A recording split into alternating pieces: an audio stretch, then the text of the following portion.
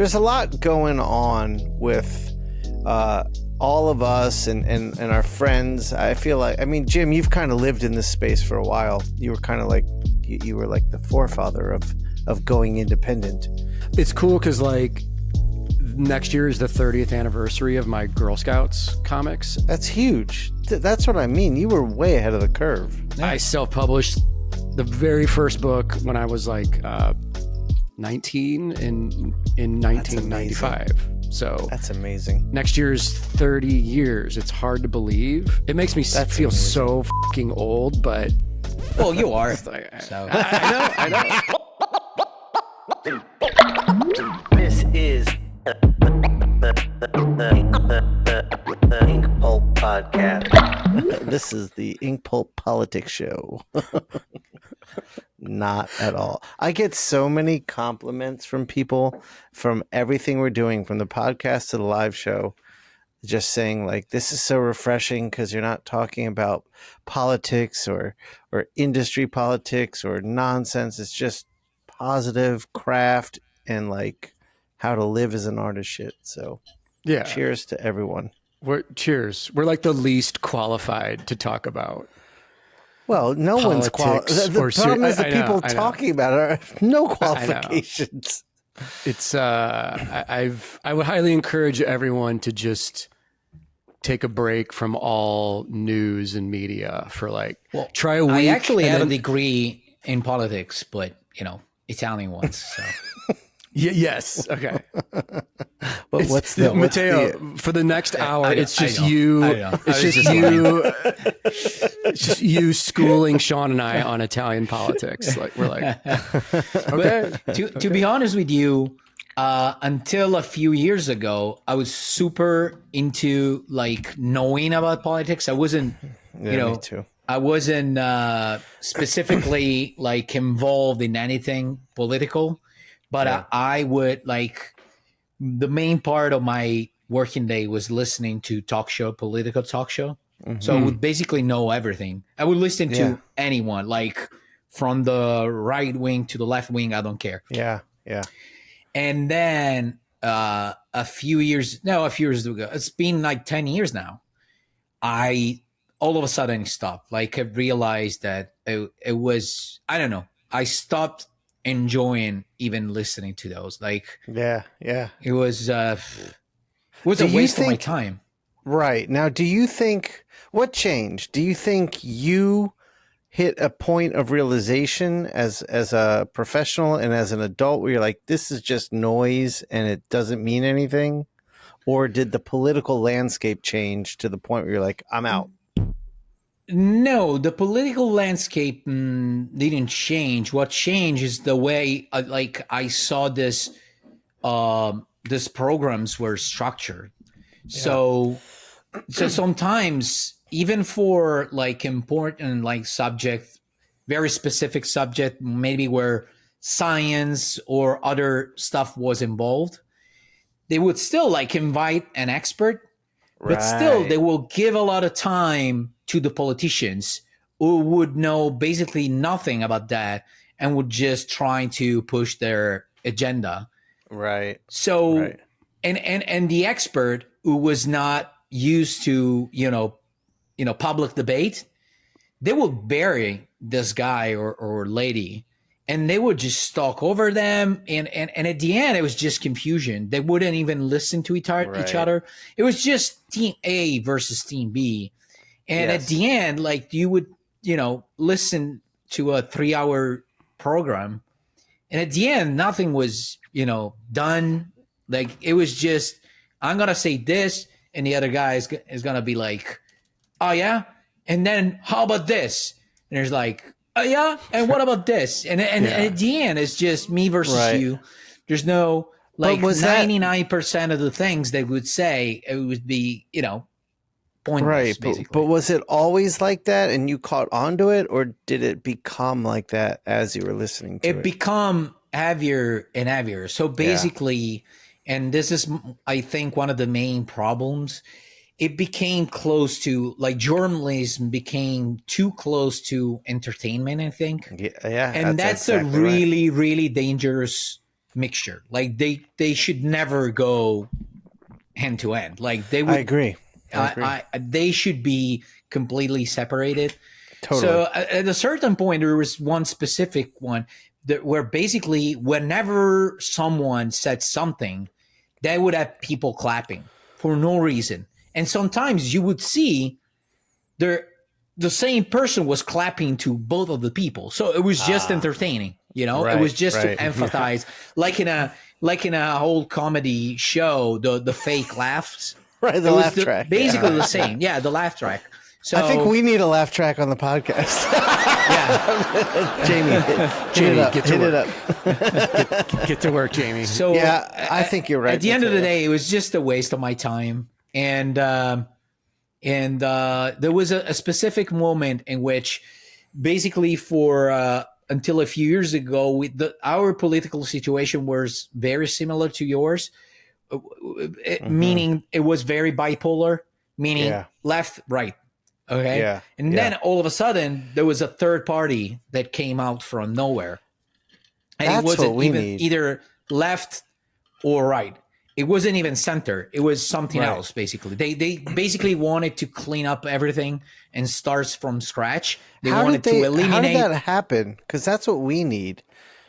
Okay, so what happened was originally we had this huge comedian called Beppe Grillo.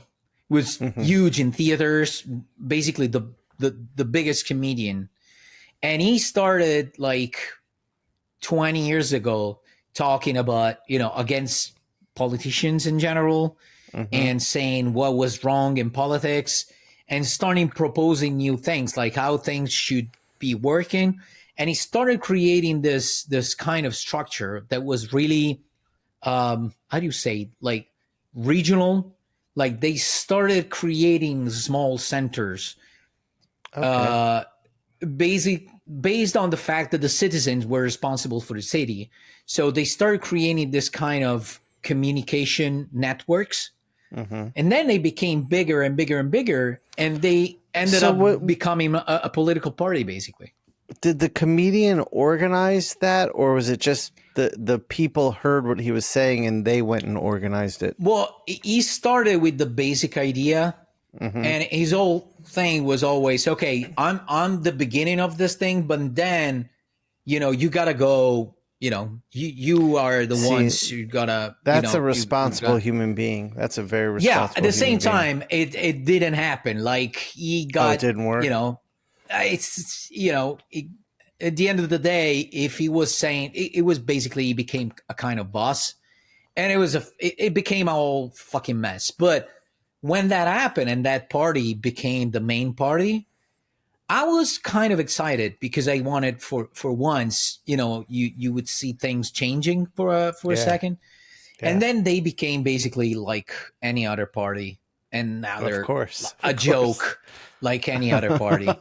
And when I noticed that, I was like, okay, this whole thing is rigged. Politics is just fucked. Yeah, yeah. And sorry, it sounds like cliche, but it is what it is. Man. I mean, it's true.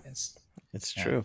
All right, that's enough political talk for this show. We don't need to do that shit, but that was interesting. I like to hear that. Now on to our Jack Kirby discussion, discussing the dynamism. Let's talk real politics. Storytelling ability of Jack the King Kirby. For the next hour, we're going to do a deep dive on his psychedelic work of the 70s. That's a good. Yeah, see, that's the type of show we need to do. We're gonna do that on our live show. For sure. Welcome everyone to the Inkpulp podcast. Once again, we are missing the Filipino dictator. The Filipino dictator. So, is Eric traveling right now? Because I heard through my Kansas City sources, I heard there was like a Canetti sighting last night in the woods. He's like running through the woods. Everyone was like, "There's a dark Asian man." He had a backpack full of Copic markers. The Copics were spilling out of the backpack. A trail of Copics. And Shawn, I was like, Canetti? Is Canetti in town? He hasn't reached out to me yet. He hasn't contacted me yet. But Eric, if you're listening to this and you need a safe place to stay, hit me up, dude. If you're still in the Midwest, hit me up. You're becoming one of the hideouts. It's a safe haven. It's a safe house. So if you're listening, anyone listening, this is coming out before New York Comic Con. I have done it. You all have asked for it, and I've done it. I have printed up the "Have you seen him?" animal chin stickers with Eric's face on them. Yeah. They are being shipped to me right now. If you, I'll have them at Dragon Con, and we'll have them at New York Comic Con as giveaways. So please stop by. Also, for New York Comic Con and Dragon Con, I'm going to have temporary tattoos of the Inkpulp logo that I'm going to ask everyone come get a free tattoo, put it on your hand, and when you run into someone at the show or at dinner or anywhere with the tattoo, take a picture, post it on your story, and tag us. And then we're going to organize a photo shoot for the last day of the show at each con, where everyone will come and we'll get a big Inkpulp picture that we'll post too, and we'll put on the shows and everything. So nice. That's a really nice idea. Yeah, I thought it'd be fun. It'd be a lot of fun, and in New York absolutely. Especially, because we'll have all the people who were on the show, like all the guests. We'll tell them to come to the picture, and all the people listening. It's gonna be dope. It's gonna be, dude. If you want to give me a stack of those tattoos to have at my table, I am. As well. Okay. I am. Yeah, and the stickers. I'm gonna have stuff for you at New York, Jim. And at Dragon Con and Mattteo too at New York. I'm going to have a stack of giveaway packets. It'll have the animal chin sticker, the temporary tattoo. It'll have some Inkpulp live merch, some Inkpulp podcast merch, all stickers and coasters and shit that I've got made up. So yeah, we'll have a bunch of shit to give away. That animal chin, man, is a deep cut. It's so good. I'm just remembering they never worked on the Fratelli Bros. I know. Logo. We still have time. Fuck, man. If you can pencil it up, I'll ink it. I'll throw some color on it, and I'll print them up for New York. The official logo. Awesome. Yeah, you guys need do it. You need something. Well, we know what we're doing. We know already. It's just the final step is just me doing it. Okay. Yeah, Matteo's gonna pencil it. I'm gonna ink it and color it and print it up. And, the logo is a bearded man sitting on a toilet. Is that what it is? It's much better than that. Oh no, it's way better. Okay. And it just says perfect underneath Fratelli. Fratelli. Well, perfect. Actually, we do need a sticker of a cartoon of Mattteo saying "I made a perfect." That's a sticker I think we do need. Yeah, that's a good idea. I think Jim just crushed that one. But Jim, do you still have the pizza guy you drew? Because that's another sticker we need. I forgot about him. Yeah. Do you have a scan of him? Yeah. Yeah, I've got him somewhere. If you can send it to me, I'll print up some stickers of that too. I'll put Inkpulp Live, just nonsense. It'll be awesome. Is that guy more offensive to real Italians or to Americans that are sensitive to a joke? I think because Italians, I think, are like, oh, it's so stupid, it's funny, whatever. Yeah. No, we don't give a shit. Exactly. Yeah. It's such a cliche thing though, growing up in America, in the 70s, 80s, 90s. I mean, there was always those pizza spots that had that guy as their He was on every pizza box. Yeah. It was the mustachioed pizza, To be honest with you, Jim, some pizza places in Italy have that kind of image on the boxes still. So it's not offensive at all. I like that guy. Guys, that's why we need a sticker, Jim. Send me that file. Are you guys getting geared up for New York? Getting excited?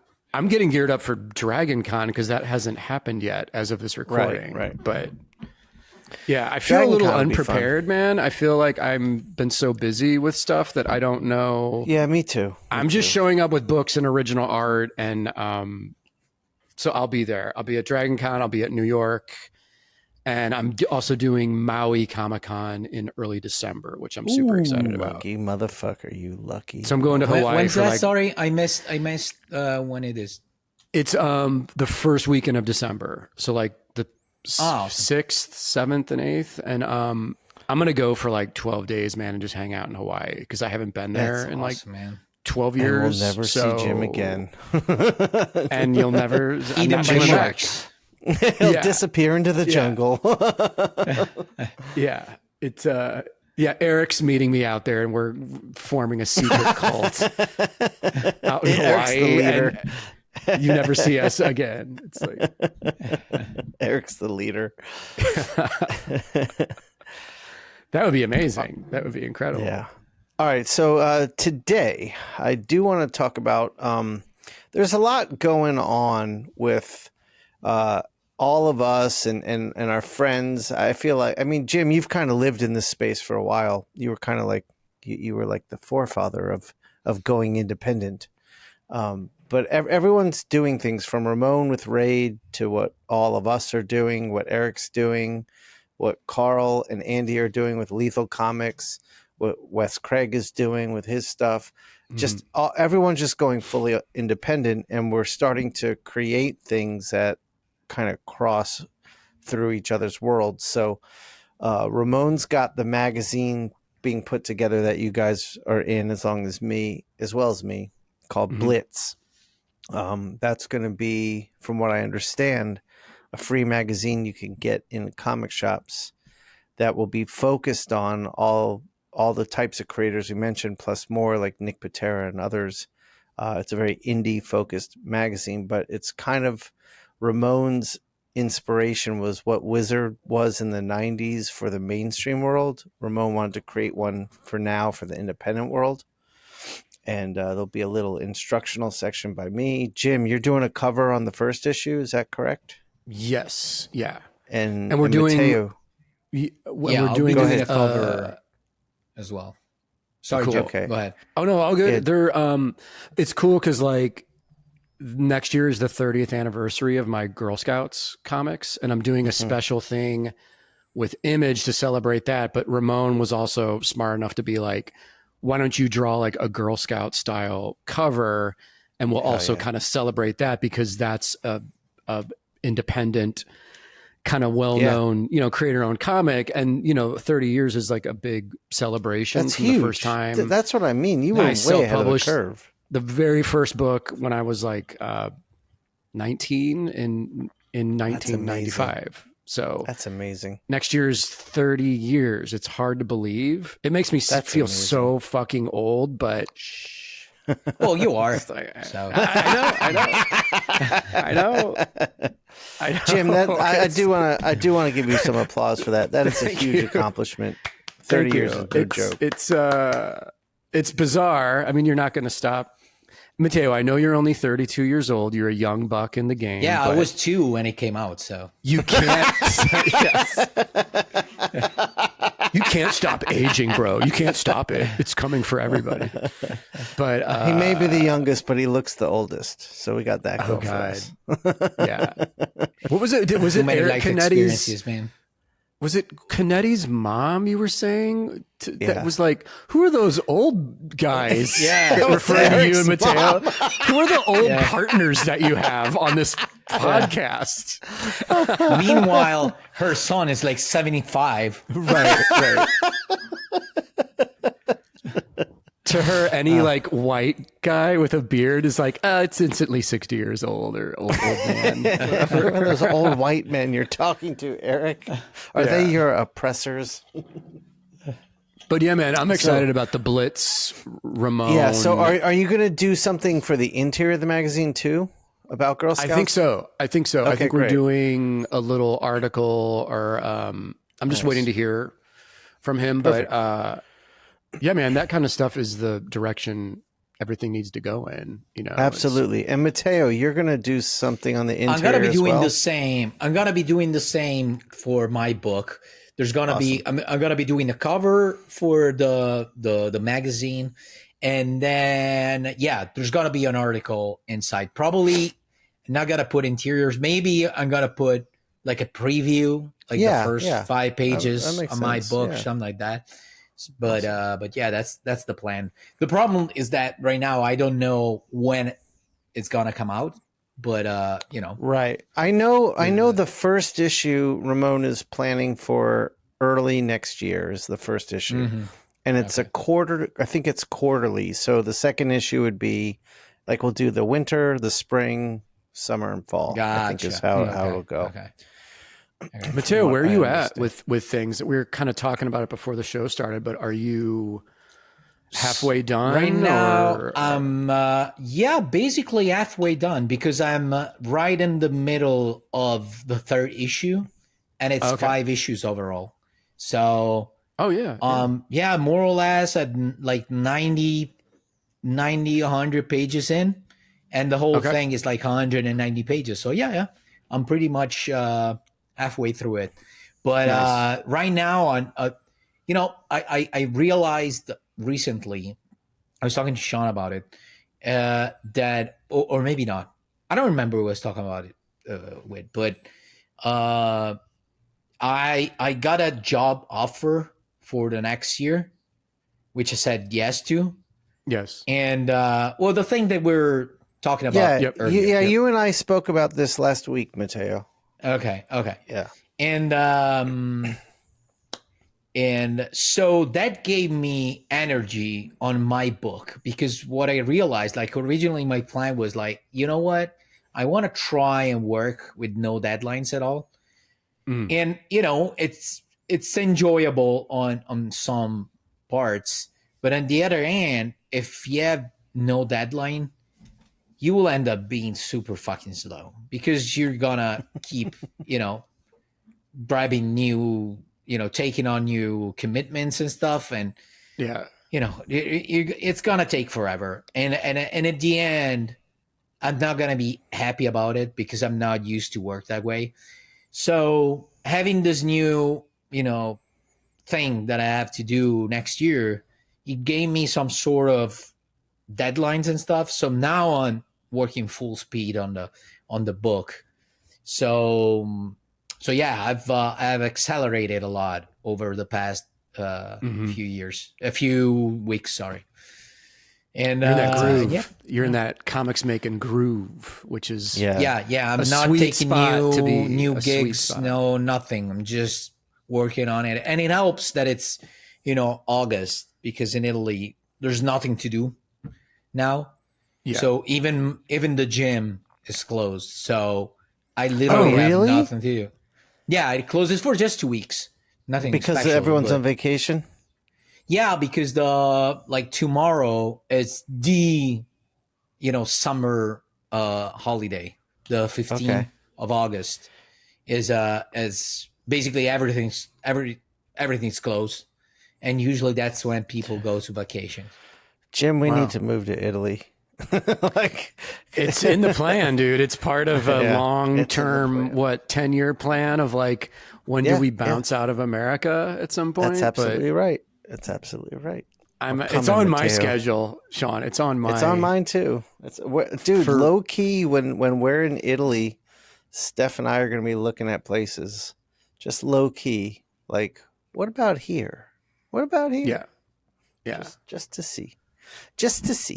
Nothing wrong with that, man. So that's great to hear, Mattteo. You're making progress, and I should introduce everyone. I didn't do that because I see the names on the screen.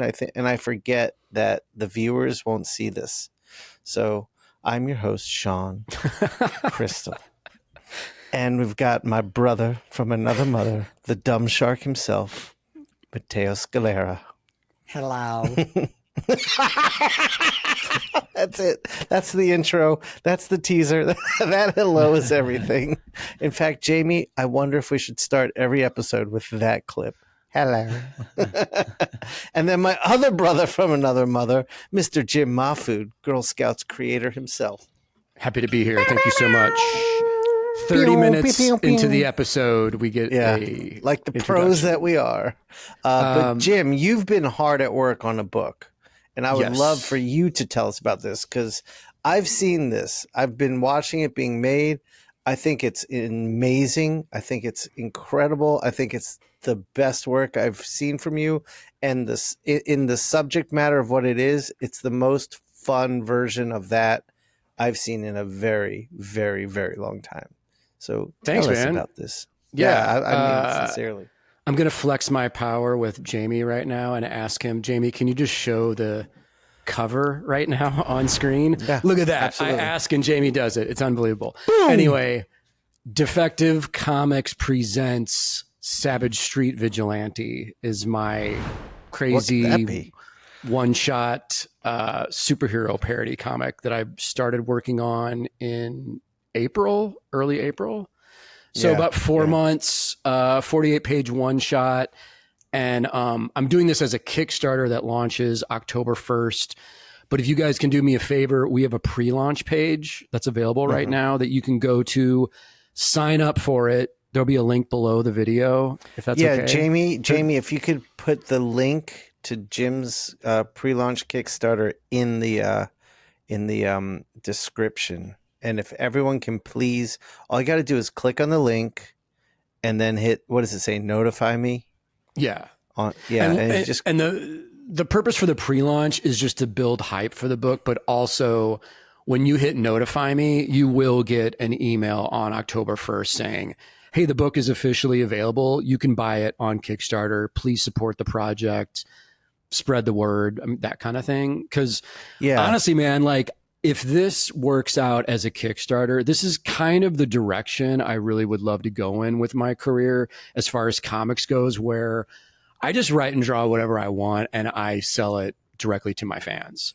And I am going to have a retailer tier on the Kickstarter where any retailer or comic shop around the world can also order the book, and we'll sell it to you wholesale. So you get the discounted retailer price, and you have to order a minimum amount of whatever it is, 10 copies or 20 copies. Right, 700 copies. 700 copies per store, just Mattteo. A little, effort. Yeah. And this is the way to go. I love what Jim's doing because I'm right behind you. I mean, my Kickstarter is going to launch in November, and my plan is to do exactly what you're doing. Just keep kickstarting the stuff I want to do back to back to back. And also the other thing about the notify me is we've got a goal of, what do we say, 1,000 people to get on the notify me list. So what that does is that tells Kickstarter, hey, there's a demand for this. So when it launches, Kickstarter will also promote it in their like hot campaigns thing. And we definitely want to get Jim there for that. Absolutely, man. And if you guys can spread the word, like I said, that would be awesome. The only other Kickstarter I've ever done was like 4 years ago or so. My buddy Roston and I kickstarted my pop-up book, Pop-Up Funk, which is an actual pop-up book that you can still score on propositionpress.com.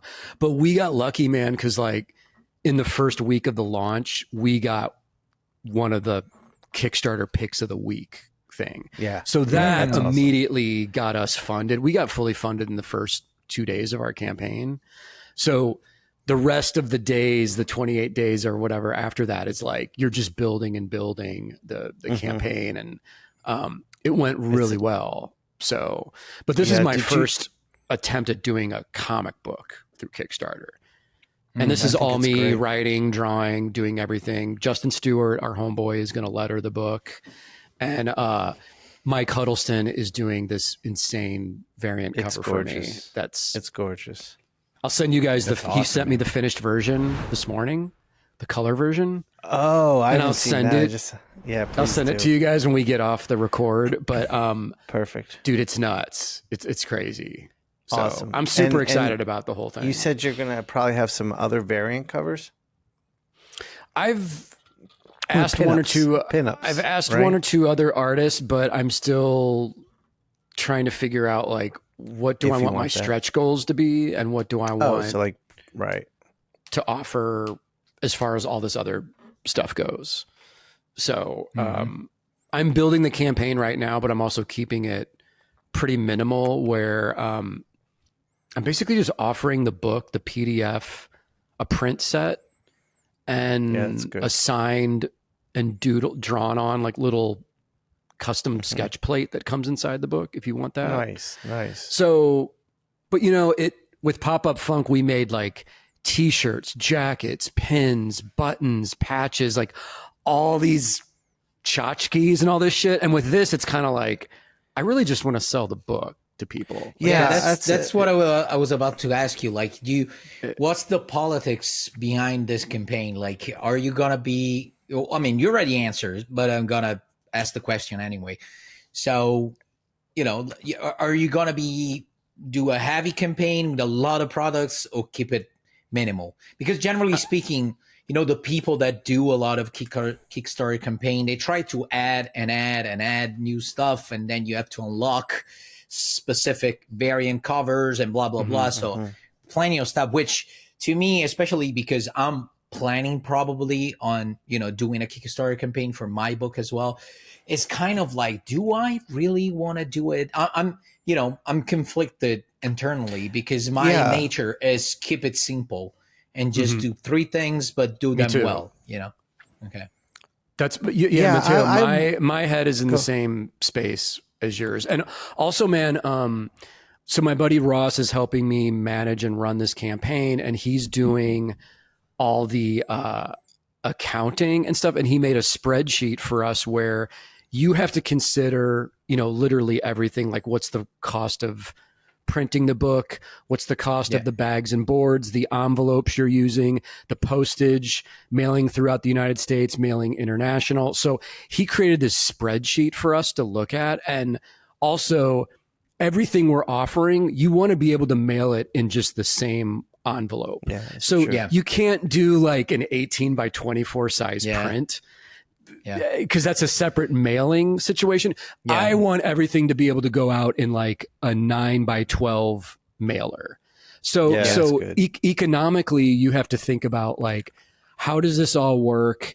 And again, like, are you a guy who's making shirts and jackets, or are you a guy that's making a badass new comic book that you want to sell your fans? For me, it's about the book. That's what I want the focus to be. And that's what people, I think, are going to gravitate toward. It's this crazy new comic book I'm making. Absolutely. That's basically it. Yeah, I mean, it's the question is, and this is kind of what I did want to get into today, was is it even beneficial to offer all those other things? Like, does it really help drive the campaign? Is it necessary, or is it totally unnecessary?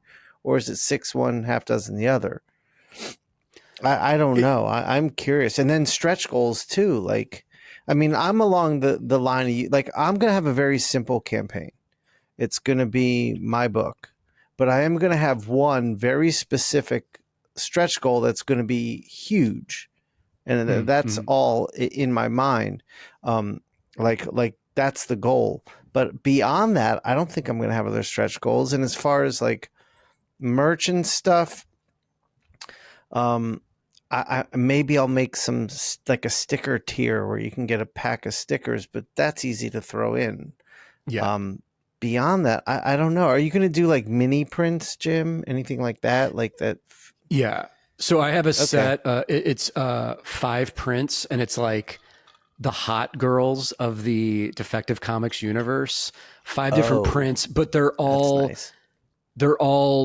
small enough to fit inside that mailer. So they're like 8 by 10 prints printed on like a nice high quality thick paper.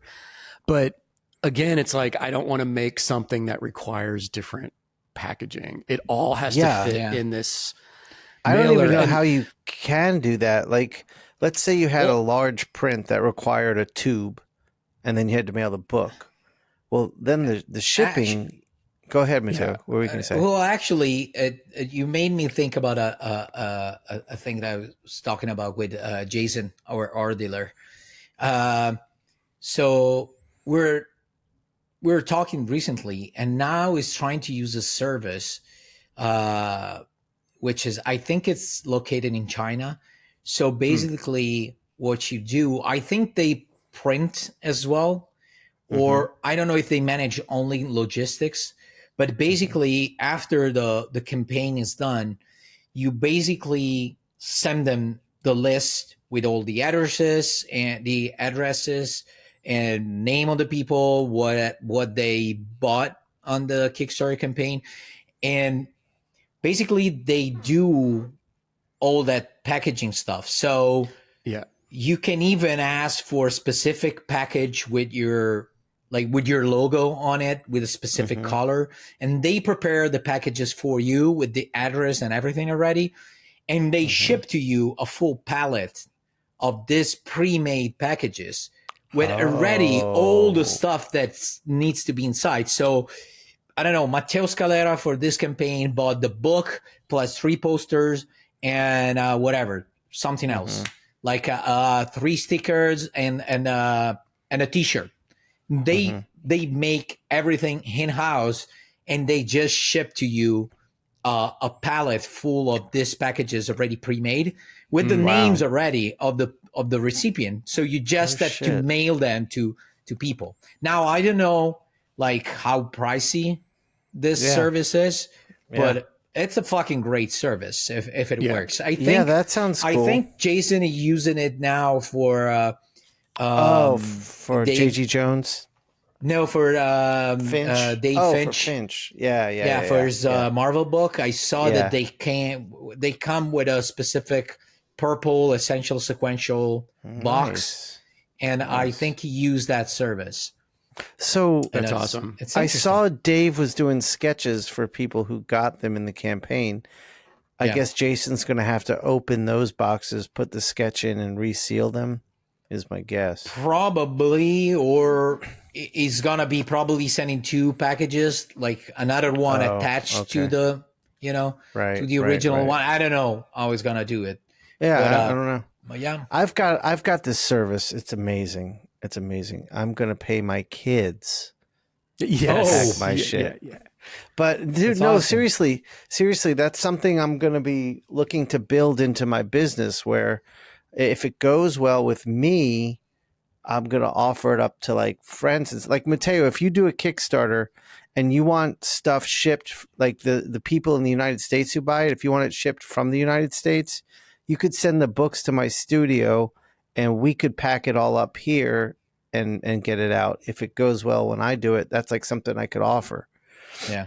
So that's what I'm thinking about doing too. My main problem now is that like I'm not a U.S. citizen. Maybe I spoke about it already, but I'm not a U.S. citizen, so I don't have a U.S. company.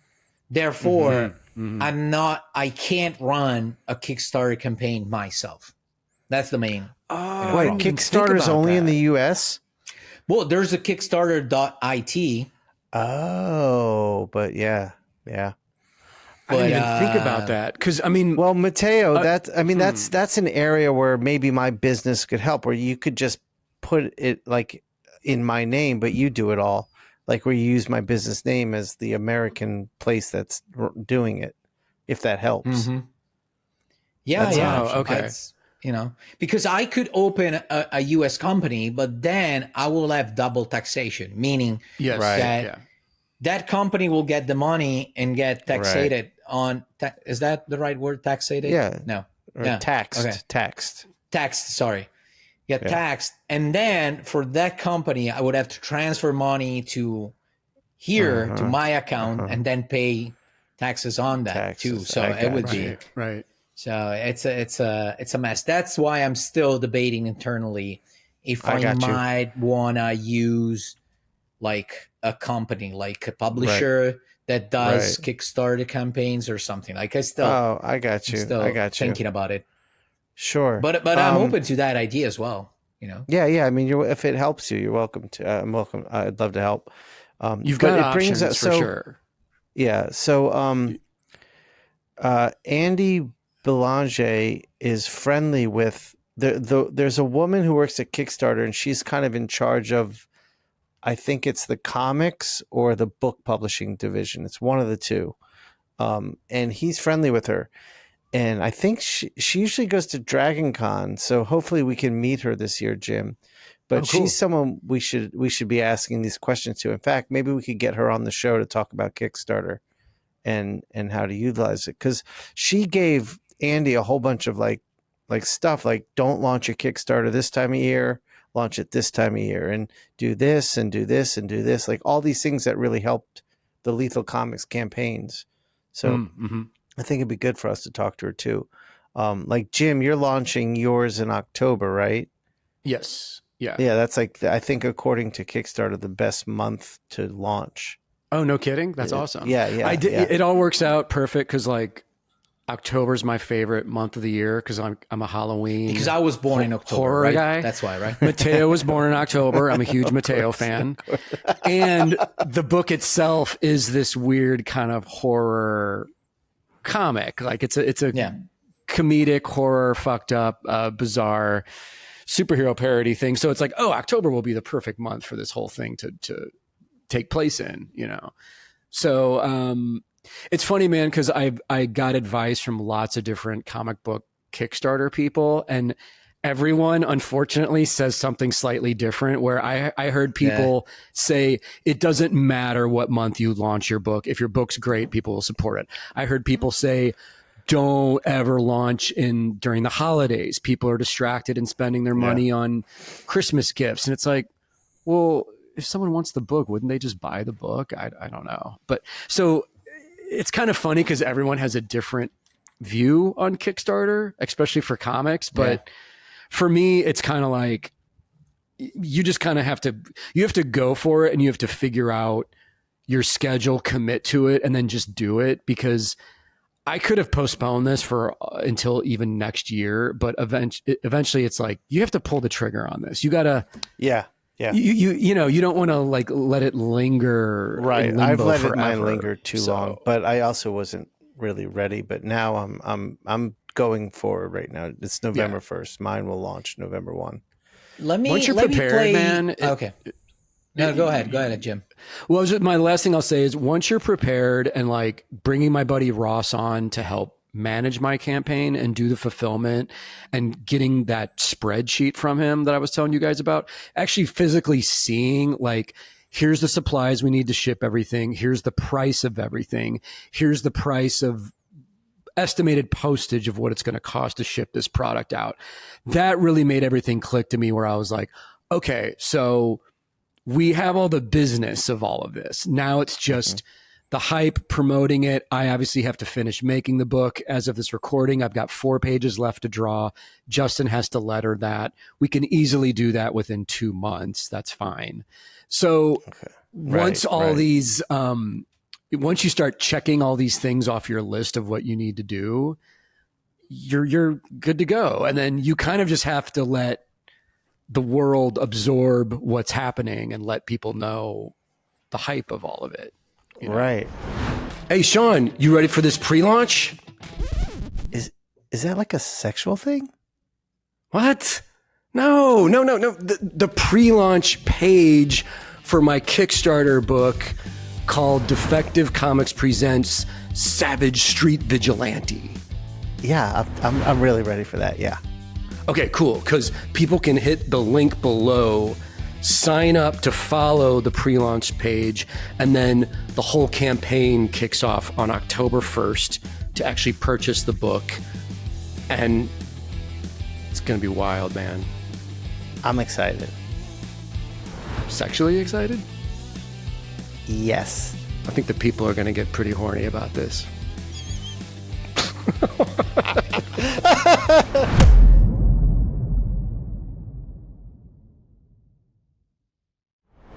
What were you going to say, Mattteo?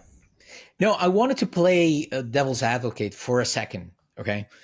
So how about, I was thinking, because, Kickstarter is a great, amazing crowdfunding platform. But, like everything else, they take a percentage of, your campaign revenue. How about, why not just print the book yourself and trying to sell it at shows?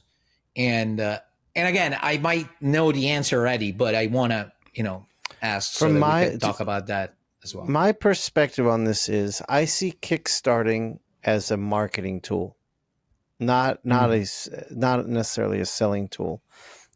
There's something about having a campaign that gets people excited and has the potential to spread.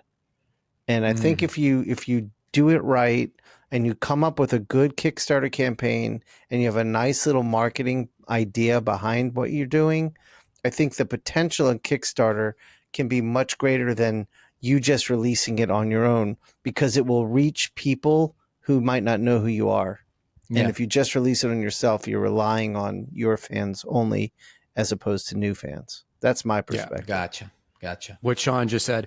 But Mattteo, it's cool. It's interesting you brought that up, because my original plan was I was just going to self-publish this book and have it for New York Comic-Con in October. And I even was going to do the thing where I was like, I just announced the book a couple days before the show and say, I made my own bootleg superhero comic book. It's crazy. It's awesome. It's available at New York Comic-Con. All extra copies will be available through my website. But I was just going to do it as like a joke, as like a New York exclusive release. Yeah. And then I started showing the pages around to different artist friends of mine, Scotty Young, Jim Rugg, Huddleston, and everyone, especially Jim Rugg, was like, you have to do this as a Kickstarter, dude. This is bigger than just releasing it as like a joke. He's like, this needs a spotlight on it. Like, this needs to be an official campaign. And that was exciting to hear, but it was also like, oh shit, now I have all this extra work I need to do. Do I want to do this? You know, but then I'm glad that I made the decision to do it, because everyone I've talked to is like, oh dude, you're going to do really well on Kickstarter with this. Yeah. So but no, Mattteo, my initial instinct sometimes, because I'm so stubborn and like independent with things, my gut reaction usually is like, just make shit and put it out. Like, who cares? Like, just print it. That's what I did with my last art book, the Ballpoint Slayer, the ballpoint pen book. I just self-published that, released it online, sold a bunch of copies through my website.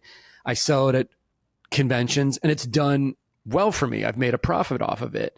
But what Shawn described it perfectly, where it's like, if you have a special project, like what I'm trying to do with this book, Kickstarting it puts this spotlight on it that you don't really get anywhere else, I feel like. Yeah. So we'll see.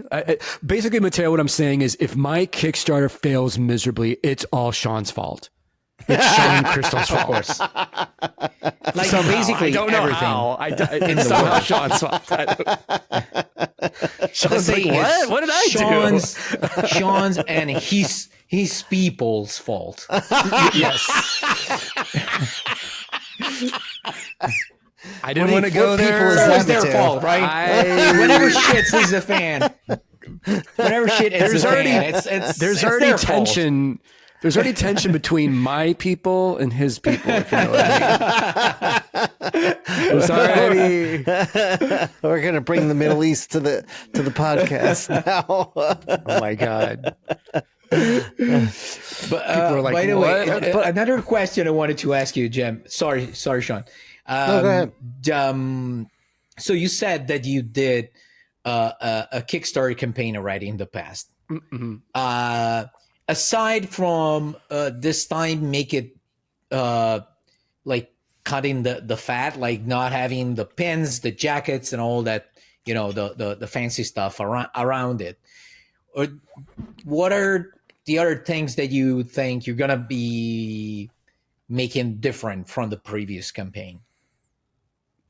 Yeah, well, the previous campaign was more of a fun special art project with the pop-up book. And because it was this thick book, Ross had to package it in a box anyway. So adding the pins and buttons and folding up a shirt and putting that in the box, like that was all part of the packaging anyway.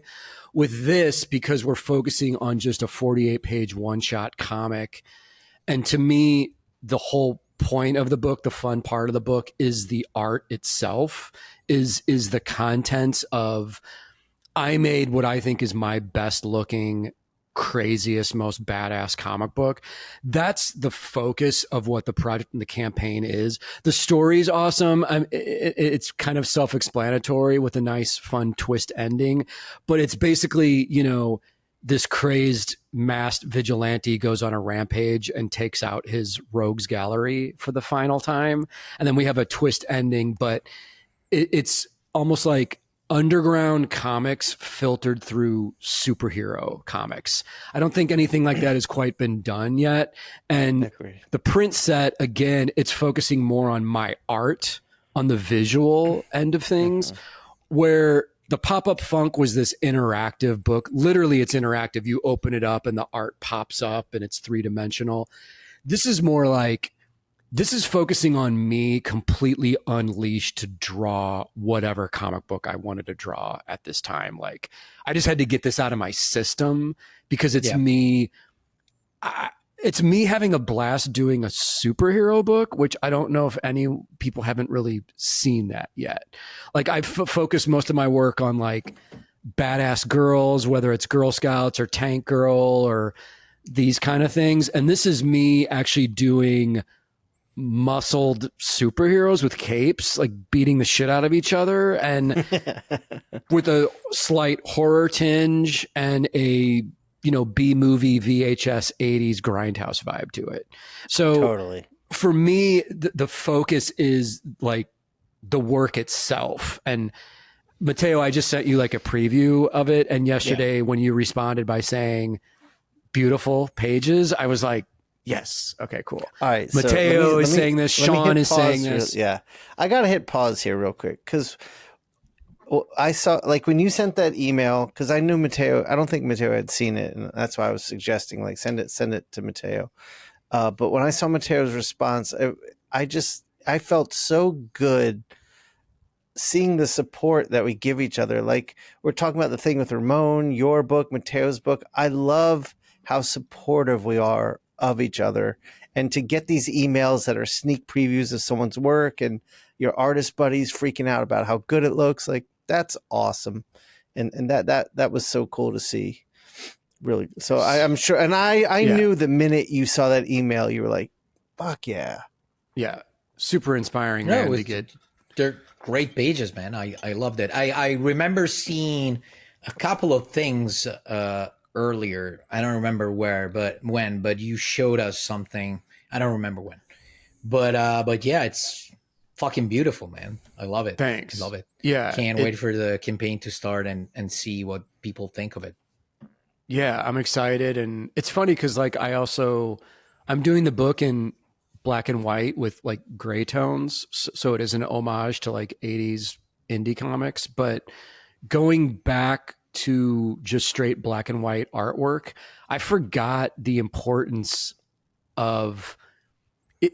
High contrast imagery, it works every time if you do it right. Oh yeah. So like this is even transferred over to the covers I've been doing recently. Like I've been doing Godzilla covers, and it's such an obvious formula. It's like a no-brainer. But if you set everything against just a black background and you do the artwork where you're adding design and thinking about white and gray space, it just works so well that Agreed. To me, it's almost like I forgot the immediate power of that, the impact of that. Because the last two Girl Scouts books I've done have been in color, and I've used color to fall back on and as a design element. And with this, just doing the high contrast black and white with my current drawing knowledge is like, oh, this is the best way to work. It's amazing if you do it right. If you do it right, I agree. Hopefully I'm doing it right. I think I am, but you are doing it right. You know, man, it's like Mattteo, your Batman Brave and the Bold short stories you've done. It's like when you're restricted to just black and white, and I think you're adding a little gray tone in that with your washes and stuff, but there's something so pure about that it just works, man. It's so cool looking, you know? Yeah, no, absolutely. I totally agree, man. I think it's the best way to read a comic. I think there's something about black and white and maybe a tone that just lends itself to a narrative in a really good way. I think comics look amazing when they're beautifully colored, and I think all that's great, but I do think it's not as efficient of a vehicle for telling a story as like good graphic design, black, white, and gray. Yeah. Yeah.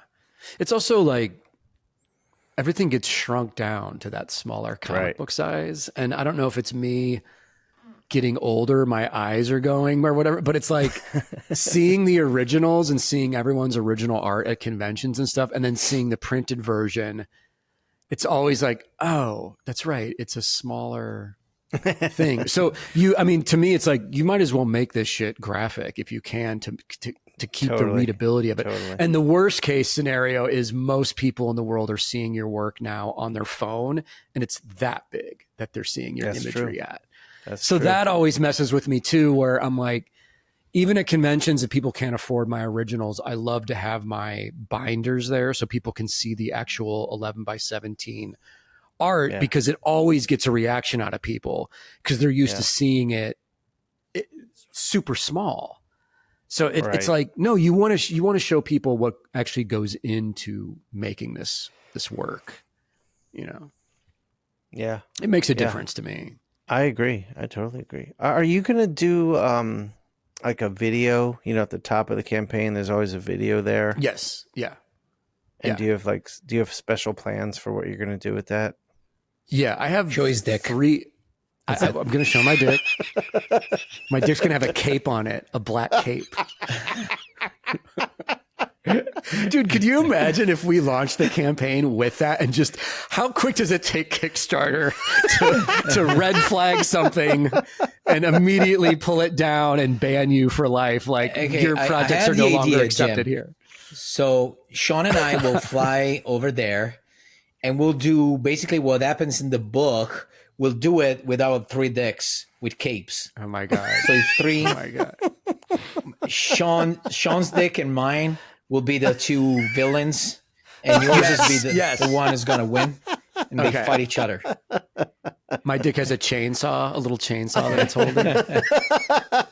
Just like the vigilante. It was this, you reminded me just of something. There was this guy, they banned him from Instagram, but there was this account, basically he would show you a picture of a food, of something, of a dish that he just cooked, and somewhere there was his dick head, basically.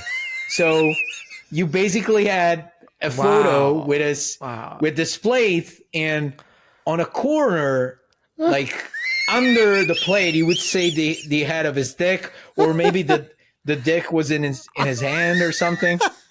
So the funny thing is that you wanted to find it, or sometimes it was a dessert, and basically the plate had a hole in it. So his dick was the center part of the dessert with, like, something like chocolate on top of it or stuff. That's a lot of effort. That's like, so he's physically drilling a hole through a table. Yeah, he would hide his plate? dick somewhere in the picture. That's so amazing. You had to find his dick, but his dick was always there.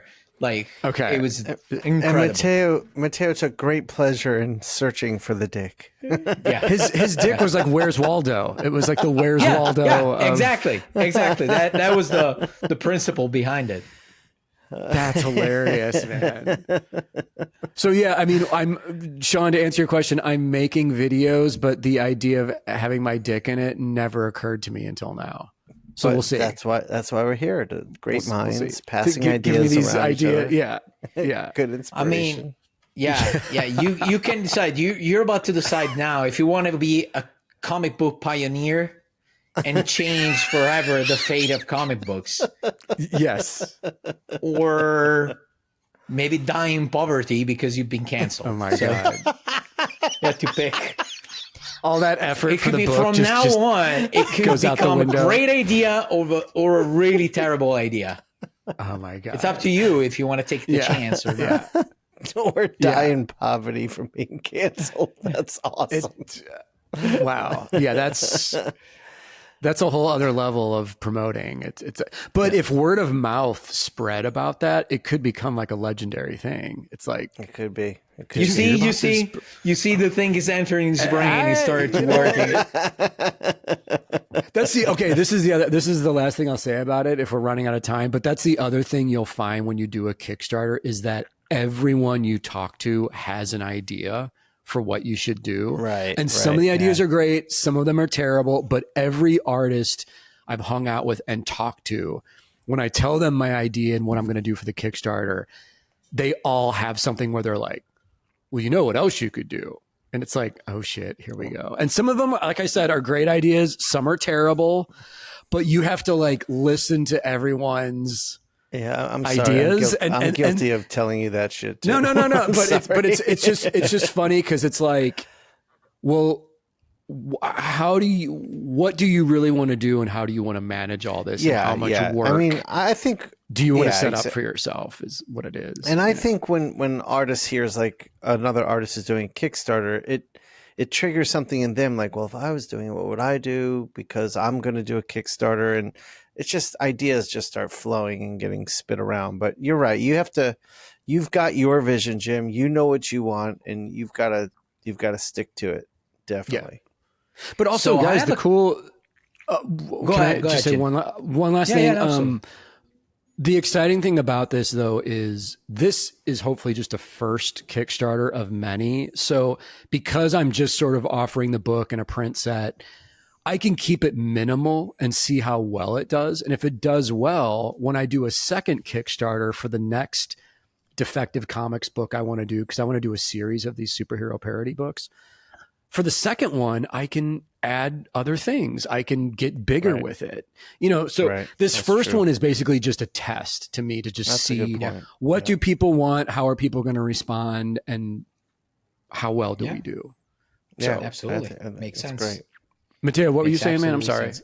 I have a question for you guys. I wanted to hear your opinion on this thing because we spoke, with time, we spoke to people that launched Kickstarter campaigns. Like I'm thinking about Carl Kirscher, who's doing his Kickstarter campaign, and then for Tanager, and then we had Shawn Murphy with his Zorro Kickstarter campaign. And every time I hear, I spoke to them during the campaign, they were really tired by the campaign itself. Yeah. Now, my only experience with Kickstarter campaigns were always for my sketchbooks. Back then, I did 2 through the Kickstarter campaign. And during the campaign, like to me, it was like, okay, everything's done. Everything's out there. So I just got to wait a month and see if people, keep, buying on a campaign. Well, but now I'm realizing, there's work involved during the campaign. Yeah. So what is that? All right. So I think when you did like Banana Shake, for example, like when you did that Kickstarter, it was a different time. Social media wasn't what it is now. People's lives weren't as much in the phone as they are now. And so you could just put it up and step back. Now, I think people started to realize, well, if I work every day to raise awareness, I can push my campaign farther. And then things started changing where social media started becoming more and more a part of people's lives. So then it was just like to not spend the time working maybe not every day, but a few days every week, pushing awareness and doing things to get the name out there. If you're not spending that time, you're leaving money on the table. That's how I see it. Jim, what about you? Okay. I agree with what you said, man. It becomes this pressure you put on yourself to do as well as you can. Also, the weird thing is, obviously, when you launch a Kickstarter, it's public how many people you're getting, how much money you're getting. Right. So you really feel like you're being exposed and you're on display of like, if this fails, like the world gets to see me fail. So that's true. If I do my creator-owned comic through Image, people don't really know the numbers I'm selling. Like I can kind of keep that on the down low, but with Kickstarter, everything's public. So if you get lower than what you were expecting, if you don't get funded, like all that kind of looks slightly bad, I guess. But you do feel like a bit exposed. And It was funny because when we were doing the Kickstarter for Pop-Up Funk, we were promoting it, and then there was like 2 or 3 days in a row that I didn't promote it on social media. And Ross hit me up and was like, why are you not promoting the Kickstarter? And I was like, oh, I just was taking like a little break. We've been hitting people every day with it. Like every day you're promoting. You almost feel like you're bothering people. And Ross was like, no, dude, no, fuck that. Like you promote every day when you have a Kickstarter running. And I was like, oh shit. Okay. This is a lot. Like this is a lot. Yeah, that's a lot. I mean, I don't think he's wrong. I don't know if I'm going to do every day, but maybe 4 days a week I'll promote. Yes. But yeah, so, I mean, so that gives me the idea of if you are going to promote every day, you kind of have to do something different every day. You can't just keep reposting the same image over and over again. Yeah, that was going to be my next question. So what do you think is cool way to promote? Because in my head, the only thing that I have is just posting on Instagram or whatever, on Twitter, like an image with a text and that's it. Right. Yeah. But that's where I think you got to have a strong marketing plan. If you've got a really strong marketing hook, like let's just throw this out there. For example, Jim gets in costume as the street vigilante and does a promotion. And then with his dick out already. Yeah, with his dick out, of course. Then the next day, so then every day he's making a little promotion as the street vigilante, and he can make it funny. He can make it scary. Like he can push it and all these, like if it's going to be jokey, it could be like, well, what does the street vigilante have for breakfast? And then that whole marketing campaign becomes entertainment for people. So then they want to see it. Then they're sending it to their friends. And it's not just, hey, buy this. It's, hey, I'm giving you something. And I think when you can have that sort of mentality and behind your marketing, it's going to help it perform better. So that's what I like, just posting an image every day and telling people about it. That's going to run out of steam after day 3 because it's going to feel like the same thing. So if you can have a marketing plan, which, I've been working on mine for what I'm doing, and I think I've got a good idea. I think that will help inform you of what to post. Like, how can I turn posting daily or a few times a week into something creative that people will enjoy? And that getting people to enjoy it will then translate to people buying it instead of like, hey, here's my stuff, which I don't think will maybe for a day or two. Yeah.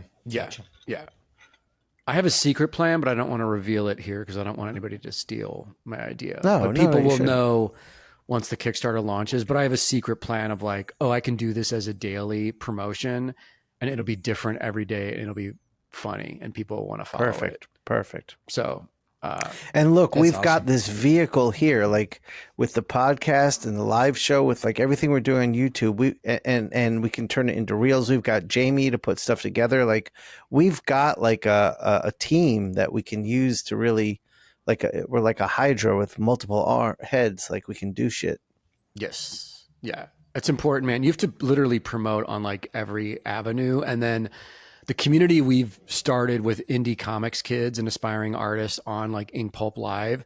Like I know all of those kids are going to help hype it up when it goes live as well. So we've been allowing them to promote on our live streams in the chat. And it's like, well, hey, one hand washes the other or whatever. Yeah. And I mean, but it, that's how you do it, man. Everyone helps each other. Exactly. And that was honestly like my entire, when shit just bottomed out for me and I just started building Inkpulp Instruction and the podcast and everything I'm building, my idea was we need a community. And when we can build that community and that like have that like loyal community, we're going to all help support each other. And it's going to make everything perform at a much better level. So when we do a Kickstarter, the community kicks in. When we do an episode of the podcast, like I see people sharing links to our live show all the time, and it's awesome. Yeah.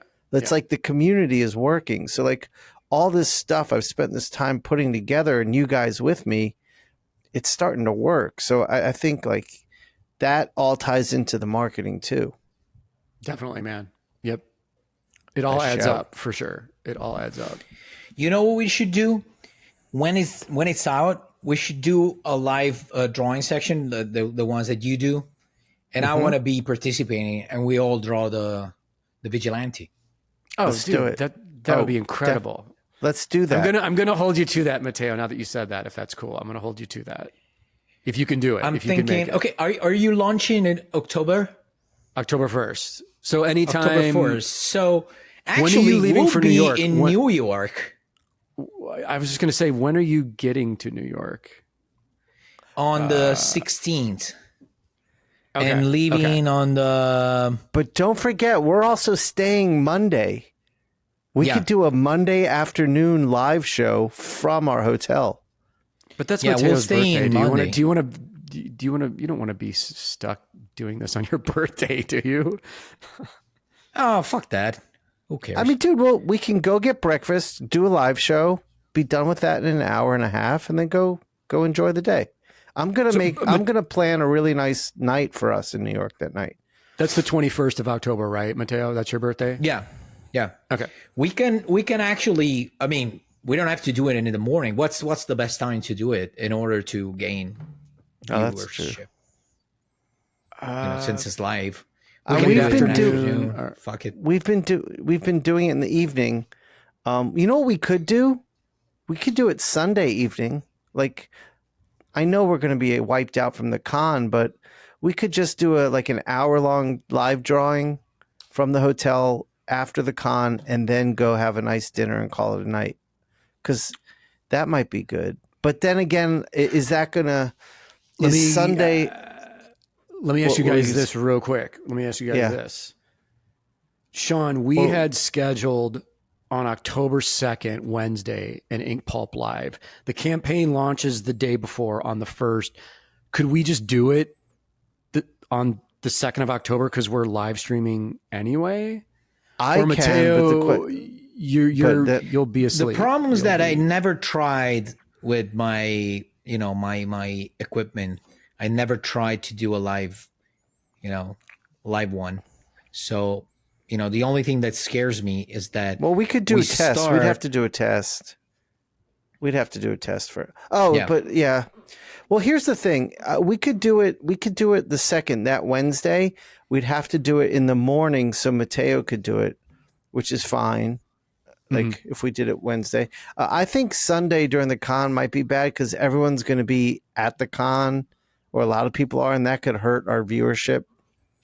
People will be busy with con stuff. Yeah.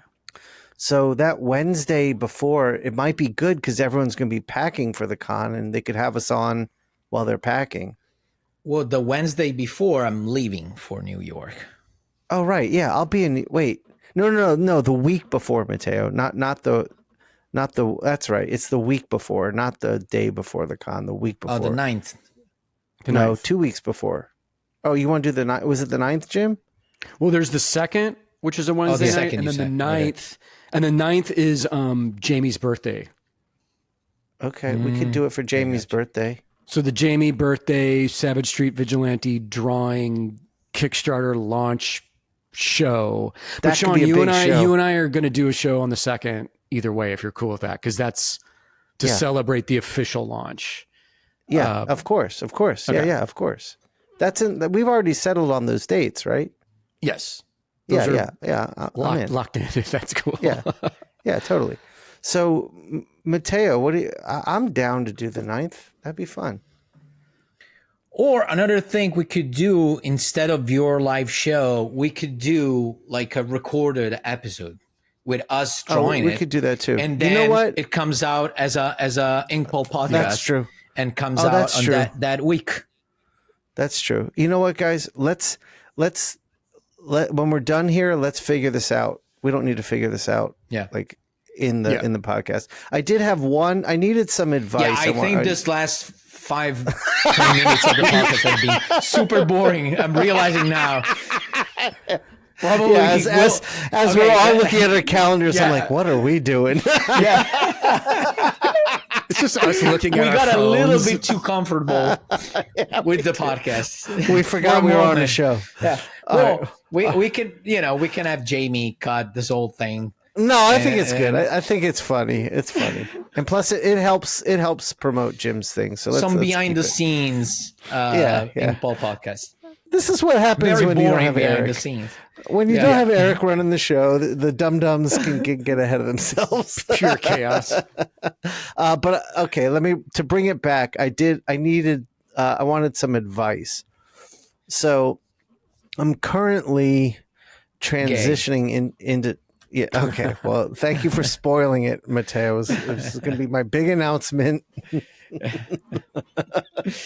I say experiment, Shawn. Be free. You're currently transitioning into a man, finally.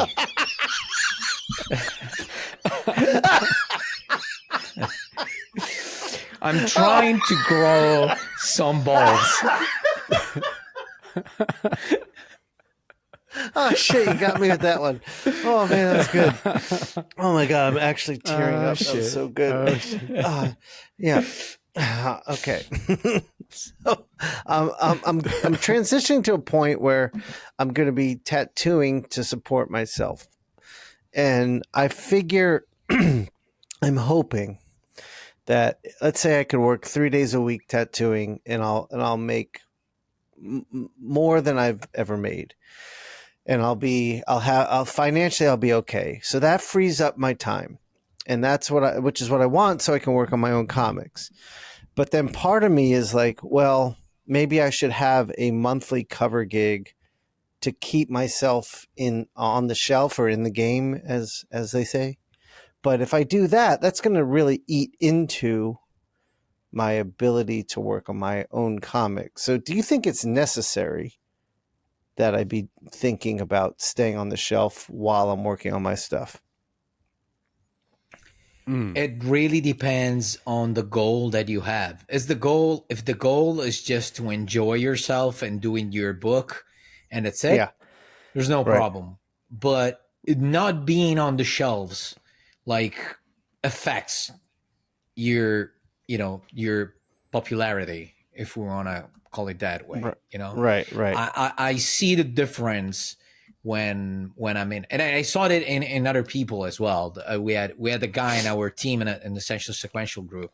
Back then it was really popular because it was working on popular things. Then he decided to switch and work on something else, not comic book related, for a second.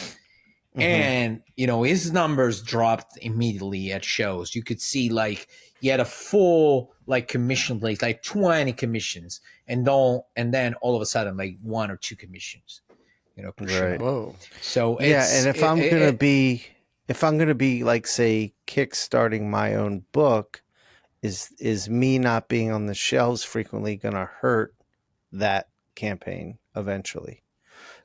But yes, to answer your question, what I want to do is just be able to work on my own shit. But I also, I've spent, 20 years building this up, like my business stuff. I don't want that to disappear. But then again, I do have the podcast. I do have the live show. So I do have other avenues to keep me out there.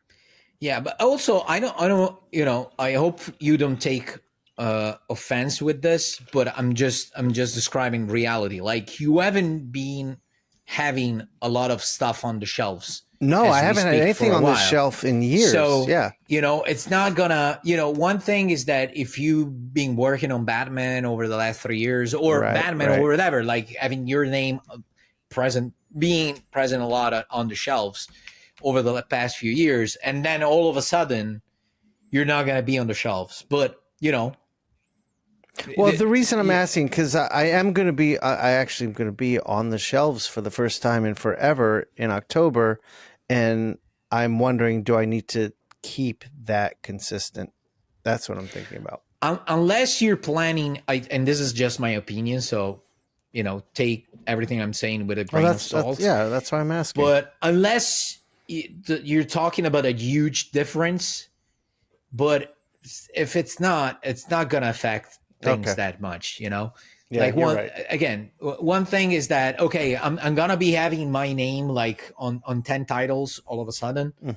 Should I keep up with it? Maybe I would say so, but if it's just one thing here and there, it's not gonna change much, I think. Okay, all right, fair enough. You agree, Jim? I mean, Shawn, obviously it doesn't hurt to be on the shelves and have a presence, but also like if you're using Spawn as an example, I don't know if we can say that. I mean, you've let it know. Yeah, no, it's out. That It's been announced. Like if you're doing Spawn covers on a regular basis, I don't think that hurts at all. I think that's a positive thing because when you say I'm doing covers for Spawn, people react to that. You know, in my own experience recently, saying that I'm doing these Godzilla covers for IDW, people immediately react to Godzilla. I've done other covers for indie titles and people are like, oh, that's cool. But the Spider-Punk cover I did and the Godzilla ones I have coming up get the biggest reaction. People want to buy the originals, and it does help keep your name associated with a legit brand like that. Spawn, Godzilla, it makes you have clout as an artist. That's what I'm asking. Yeah. And so, but I'm saying all this, but I also don't know, like, well, what is this going to do to your schedule? Like how productive do you have to be? Like if I'm doing a cover a month and working 3 days a week tattooing, it's going to eat into probably pretty significantly because like if I'm working at the tattoo shop 3 days a week, well, I'm also going to have my Wednesdays shot because that's podcast and live show. So that now I'm down to, there's only 3 days left in the week. And if there's just not a lot of time. So it'll eat into it. So that's what I'm trying to, and maybe it's nothing I need to figure out right now. I've just been thinking about it. Yeah. For me, man, I'll put it this way. Like I was talking to my editor yesterday at IDW and I just turned in a third Godzilla cover and I was like, hey man, he's like, we love what you're doing. This is great. I'm like, hey man, I'll do Godzilla covers from now until the end of time. Like as long as you want to keep me, I'll keep doing them. It works with my style. I'm having a great time doing it and it gets a reaction out of people. And man, it's not going to hurt me ever being attached to that. And so with you, especially like with Spawn and being associated with Todd's operation, but we talk about it all the time where it's like, well, time management, that's the whole other thing. Man. It's like, Shawn, is it gonna like just one cover per month? Is it gonna, affect your schedule that much? Just for one cover? I think realistically, yes. I think just because I know how my life is, like with all like the responsibilities at home and all like the Inkpulp instruction stuff, the podcast, the live show, like I do have all these things going on that do eat into my time. Now, what I could do is I could just do them in black and white and color them digitally, which would reduce the amount of time it took to do them a lot instead of painting them. So that's because you're painting them. Okay. Yeah. Cause I do a thumbnail, then I do a little study and then the big cover. So yeah, there's some time invested, but I do enjoy that whole process of painting and learning it. I don't know. I'll figure it out. Yeah. Dude, is your book that you want to do, is it written? Is it like is it planned out, or do you still have to like script and do pre-production on all of that? Yes. I have to do that. Yeah. Okay. No. I have a very loose outline. That's all I have. Okay. So yes, I could be doing covers while I'm writing it and all that. That's a good point. I didn't think about that. So I could spend a year doing covers, getting the pre-production started, getting it written, starting to work on it. And then the next year I could cut back on the covers, finish it up and get it out. So yes, maybe that's the plan. That's because dude, the way I divided things up when I'm writing is I don't want to write all day long. It's just my brain doesn't fit in that space of like I'm writing and now I'm in front of the computer typing a script. It's like I don't want to. I write ideas and gather all this stuff and then I put it together later. But I usually will do like a 2 or 3 hour chunk a day on the writing and idea stage, and then later in the afternoon I'm like, okay, I'm going to draw. I have to draw. I have to just. That helps a lot. So I think if you can. Did you write? Go ahead. I think if you can kind of plan it that way, it's almost like the drawing in the afternoon is my reward to myself for doing the homework of sitting and writing. Because writing sometimes to me does feel like homework. It's like, oh shit, I have to like type this out. Or do you write yourself? Do you write yourself a script or just an outline and then you thumbnail it? For Girl Scouts, I write an official like script, and I have notebooks with the breakdown of it. Okay. For the Kickstarter book, Savage Street Vigilante, I created a skeleton guide of like beginning, middle, and end of the story. Then I broke it down by scenes, and then I allowed myself to play with the page count of those scenes where I was like, okay, if I want this fight scene to last 2 or 3 more pages, I'm going to give myself that. And then I kind of scripted after the fact, like Marvel method. Okay. So there's scenes, dude, that I had dialogued out, and I was so confident and happy with the artwork that I was just like, I'm not even gonna put the scripting, put the dialogue in this. It's just gonna be a fight scene of them beating the shit out of each other. Oh yeah, that's awesome. So that's the joy of writing for yourself. All right, that's that helps. Mattteo, you wrote a script, right? You wrote a full script? No, it's not a full script. Like what I do is I have the book divided in scenes on what's going to happen. Then following that, I start just writing all the dialogues. Like I'm imagining like just watching a movie and I have to transcript what I hear. So I basically imagine that I'm in front of a screen watching a movie, and I just start writing the dialogues. And then as I do that, I start dividing them. Once I have all the dialogues, I start dividing them with a line basically on the script in panels, and I start dividing page by page and panel by panel. So in the end, you just have, a lot of lines with, dialogue. So I know exactly. Mm-hmm. Even if there's a silent panel, I'm going to put another line and I'm going to write what's going to happen in there. Like the guy jumps on the car. That's it. Mm-hmm. And then dialogue and stuff like that. And then, and then I start, drawing the layouts from that. All right, cool. So right, I kind of mix the phases. So as I'm writing dialogues, I'm already imagining the panels. Mm-hmm.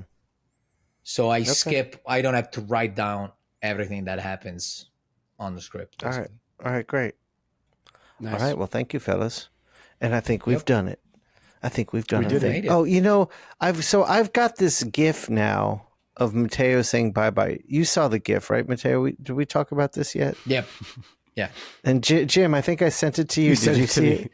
All right. So I think I'm going to make it available for everyone on my newsletter.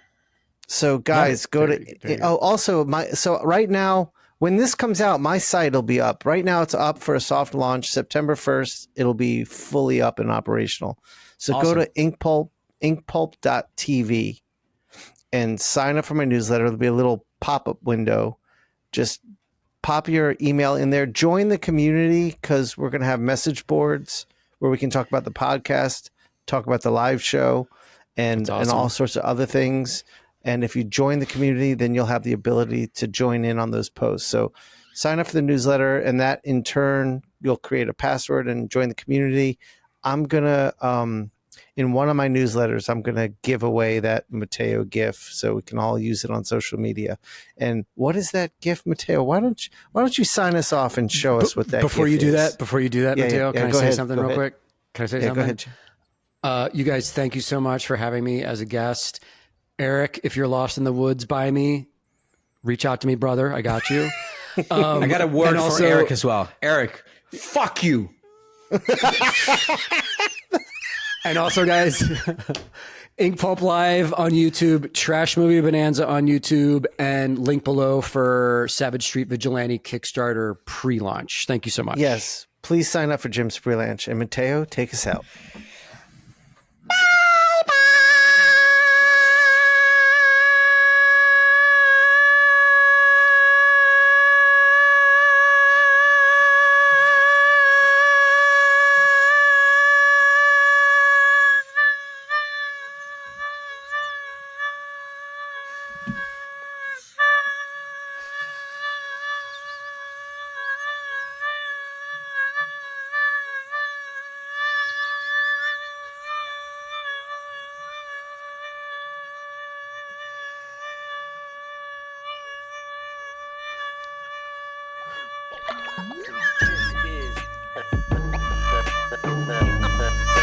The Inkpulp podcast.